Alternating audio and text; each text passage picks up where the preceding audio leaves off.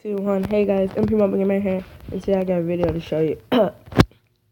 Hey guys, MP Mobile Gamer here, and today I have a video to show you guys. So, I've been thinking about moving to Town Hall 8.5, which is basically having a Town Hall 9, but having all max Town Hall 8 stuff, and not getting any new defenses, not upgrading your defenses, just upgrading the troops and getting the queen and doing all that good stuff. So I've been thinking about it once I max it out. I really want to do it, but I also been thinking about Road to Master. I really want to be going to Road to Master because, I mean, the first time I went, I barely had anything maxed. So this is like, instead of Road to Max, I'm changing it to Road to Master because we're basically almost max, and it's gonna literally take us forever to finish all of these walls. So I mean, there's no reason to name it Road to Max anymore. We basically maxed out everything except walls and Dark Elixir troops and Dark Elixir spells. We have maxed out every Elixir troop, but it's just these Dark troops. It's a few more upgrades, and then they're finally gonna be finished. So I got the Hogs going, and that's gonna be done in like 11 hours for level 4. And then I'm gonna have like 20. I'm gonna have like 30,000. I'm gonna have a good amount of Dark Elixir. I'm gonna have a good amount of Dark Elixir by the time I get there. So, okay, so I have a good amount of Dark Elixir. So there's not much to tell you on Clash of Clans. I can show you a few attacks. I did one attack this morning. So as you can see, I got like 2,000 Dark Elixir in this raid. Very easy raid to snipe it up with. I used to use the two lightning spells and the earthquake spell, but then I changed it all the way to earthquake spells. That way I could get straight to the dark, because I really need to upgrade my minions. Because someone told me, well, the Dragon Lord told me that it would be easier if you upgraded your minions. You can do better ballooning. You can do better. You can do better dragon and balloons. So I basically went in on this base, and it was just a basic. It was a basic win. At this point, I knew I was going in. I did attack a raid in class where I just dropped all my wizards down because I was going to get caught with my phone. So I just dropped a bunch of wizards down, and then I had the giants already in front and the healers already down, but I did not drop anything else but that. And I really didn't check that raid, so I'll go see about that raid. But as you can see, my king is going in. I really dropped my king so he could go in for the center because all of the wizards went on the outside, and my king was just going right there, and no one went for the Dark Elixir. I was getting kind of scared. There was literally a wizard right there who literally went for the skeletons before he went for the Dark Elixir. So as you can see, I dropped the archers and the king, and they'll take up all of this dark. And I was thinking that the mortar could take out all of those archers, so I just dropped the heal spell. I don't know how a heal spell would have helped, but I basically took out that town hall for the extra 500 Dark Elixir or 200 Dark Elixir and let it go. But at the end of this, I'll show you guys a few Clash Royale raids as well. So as you can see, my king is like basically working his magic and just doing and attacking, but he's dying very, very quickly. And yeah, basically everything is going to plan in this attack.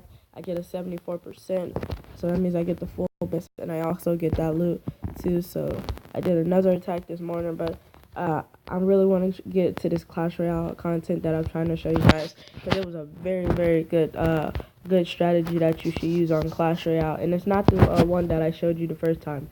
I actually dropped all my cups. I got back down to 1600. I mean, not 1600. I got down to 600 cups. I said, okay, I just want to go to 600, try out a few trolls, troll a few noobs. So I'm gonna get to Clash Royale, and then I'm gonna show you this.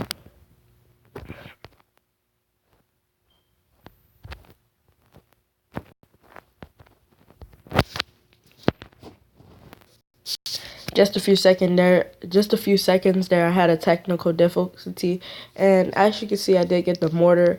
I mean, if you didn't know what I had already, I have the mortar, and I'm using this mortar deck, so it's kind of a good strategy. I only used it once time, and it was working pretty well. But this is where it all comes down. So I was all the way down here. I was just dropping cups. And then I don't think it shows me dropping cups anymore, because I was sick of being so low in cups. I was at 600, and I just came up. I used my old good deck. Instead of having the musketeer, I used the mirror card because that's much better. I used the mirror card because that's so much better. And then I have this deck, and then I got defeated one. I used the hog deck throughout getting to the thousands. And then right when I started getting through the thousands with the hog deck and everything, I was using like kinda, and then I switched into this deck. So what I was doing was trying to see the mortar and the cannon deck, but what I want to do was press the battle. I did not even want to press the battle. I wanted to press this, but I accidentally pressed that, and I accidentally pressed that raid. So let's get right into this raid. I was kind of being kind of like a noob right here, and this basically sucks. So I was not even trying to go for this battle and be like this, but I had to because I was in the middle of a battle, and I really didn't want to use the mortar deck. I was trying to press a training match with a training partner, and I can train with him and use the mortar, but I didn't want to really use it in the battle. So we know how powerful the mortar is. I see many people do this. They drop the cannon and then they drop the mortar. 6 cannon. I can upgrade my cannon higher level, but the only thing that was scaring me is that he had the freaking giant and and the rage spell, and that keep on taking. And then he had the that really didn't scare me. The mortar was doing a little bit of damage. I mean, he was doing okay. He wasn't like spectacular so far, but you're gonna see how everything turns to play. You're gonna see me being mean. I don't want to be mean on this game, but hey, I had to. It was just hilarious at the end. So I think we're gonna go into overtime. I think we're gonna go into overtime on this game. So he's gonna drop that musketeer. I'm gonna drop the minion horde. I don't think he has anything to defend the minion horde so far. So then I'm gonna drop this. I would drop the giant, I think. And then I think I dropped the cannon or something like that, because I don't remember dropping the giant until the end of the raid. So my witch is going head to head with that knight. Of course, she loses. She has no hit points at all, and she only depends on skeletons. And then he drops some spirit goblins, which gets taken out. I dropped the barbarian hut, and then right as I dropped the barbarian hut, I save up a little, and then I dropped the cannon and the mortar. And then everything is just gonna start. This is where the raid starts to go perfect, because the mains start getting distracted on the barbarians, and everyone starts hitting the barbarians instead of the freaking mortar and the cannon at all. So as you can see, this is where I got scared when he dropped that giant and Valkyrie push. It was a pretty scary push that he did right there. He had those two mains that went for the barbarian, which was bad for him because the mortar got one more shot off, and I don't think he got the last shot because he died off. But as you can see, he was pushing very, very hard on this side. And I was like, okay, this guy might have just, if he drops a rage or whatever, or, because he was doing good. He was doing, like, so freaking well. I was so freaking scared. I didn't want to really even use the mortar deck at all. But I was like, okay, I got to do this. So I started the spawner deck. That way I could start to defend the minions that he threw down. So I dropped the spirit goblin hut. And that tower goes down from the one mortar shot. And the mortar is basically useless now. Now I need to get the mortar on the other towers. So this is where I start plotting now, where I want to put the cannon. So I put the cannon because he keeps pushing on that other side. So as you can see, my phone just brightened up like big time. I think it's because it's on the charger or whatever. But as you can see, the barbarians are gonna just attack, and he has the Valkyrie and the knight, which I'm gonna get scared of because this is a spawner deck and they don't work well on that. So this spawner deck and this mortar deck actually works well. You're probably thinking, why did I drop that mortar right there? Actually, it could have hit the king tower from right there, and I realized that I wasn't gonna get this raid any other way. So he drops a rage spell, which was actually a phage rail, which actually was a fell rage spell. As you can see, I dropped my first freaking giant, and then I dropped the witch, and then I dropped the barbarian. Well, it was a bunch of stuff happening at this point. It's pretty hard to commentate over a freaking spawner deck. I don't think he even had arrows to defend this. He was like, oh my god, this is the beginning of the end for this guy. He knew nothing else, and then I laughed. As you can see, I hate when people do it to me, so I'm just going to personally say sorry, because I hate when people laugh at me when I lose badly. So this guy was just like, he basically took it. So I dropped a bunch of cups on purpose. I got down like to 16. I got down to 600. And then it's another raid that I had to show you guys. I forgot which one it is, but yeah. It was a big raid.